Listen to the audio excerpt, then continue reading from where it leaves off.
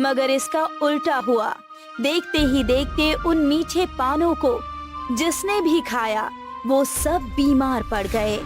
कुछ समय बाद मुखिया सारे गांव वालों को लेकर निरंजन दास के घर पर पहुंच गया। निरंजन दास, तुम्हारा पान जिसने भी खाया वो सब बीमार पड़े हुए हैं।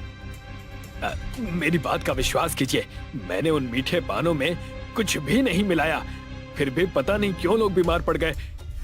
वो सब मुझे नहीं पता, तुमने उन्हें बीमार किया है तो अब तुम ही उन्हें सही करोगे, नहीं तो मैं तुम्हारी पुलिस में रिपोर्ट दर्ज करवा दूंगा और तुम्हें जेल की चक्की पीसनी पड़ेगी। मुखिया चाचा, अपने पिता की तरफ से मैं माफी मांगता हूँ। मैं आपसे वादा करता हूँ कि जो लोग बीमार हुए हैं मैं उन्हें सही करने का पूरा प्रयास करूंगा। मुझे थोड़ा सा समय दीजिए। मुखिया वहां से चला गया। मुझे माफ कर दो बेटा, मैं लालच में अंधा हो चुका था। मुझे समझ आ गया है कि ज्यादा लालच इंसान को नुकसान के अलावा और कुछ नहीं देता। चिंता मत कीजिए पिताजी, आपको समझ आ गया है, मेरे लिए यही काफी है। उस दिन के बाद अर्जुन उस बूढ़े व्यक्ति को तलाशने लगा और उसकी मेहनत रंग लाई।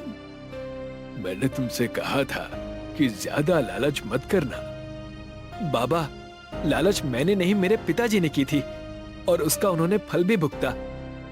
कोई और होता तो मैं भी उसकी मदद नहीं करता, लेकिन तुम बहुत ही अच्छे स्वभाव के व्यक्ति हो।